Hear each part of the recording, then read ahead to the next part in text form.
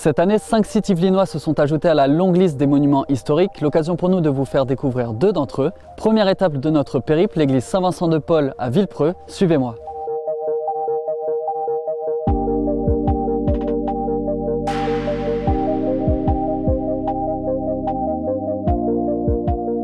C'est la cadette de cette édition 2021. L'église Saint-Vincent-de-Paul a été construite au XXe siècle, achevée en 1967.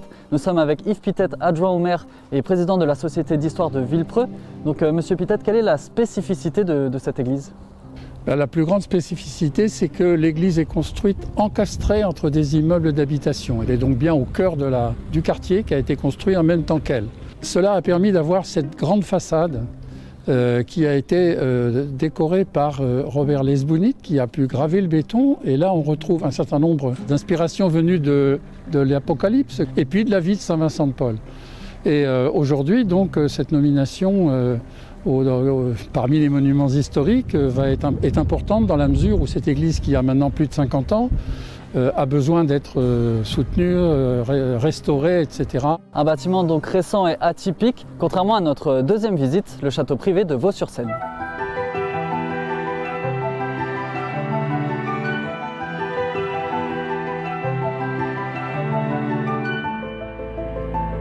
Nous sommes donc avec Laetitia Edengren, propriétaire du château. Construit à la fin du Moyen-Âge, il est devenu un lieu symbolique du Val-de-Seine avec une vue imprenable.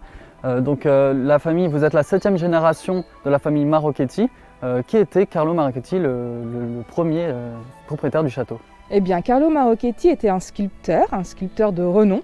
Il a notamment réalisé le maître d'œuvre de l'église de la Madeleine à Paris. Cette demeure a accueilli de nombreuses personnes célèbres, des artistes tels que Delacroix, le peintre, mais aussi Saint-Saëns, le compositeur. Bon, ça c'est la génération suivante. En temps normal, le château possède une activité. Quelle est l'activité en général du château? On ouvre le château bien évidemment au public tout au long de l'année, que ce soit à travers les journées du patrimoine, mais aussi grâce à l'Office de tourisme de Poissy, avec lequel nous avons un partenariat qui nous permet d'accueillir des petits groupes de visiteurs. À partir de cet été, si bien entendu les conditions nous le permettent, nous souhaitons pouvoir accueillir tout type d'événements privés, publics, que ce soit culturels, associatifs, avec cette orangerie qui se trouve à l'exact emplacement de l'ancienne orangerie. Donc en espérant que vous puissiez reprendre une activité dès cet été. Merci beaucoup d'avoir été avec nous, Madame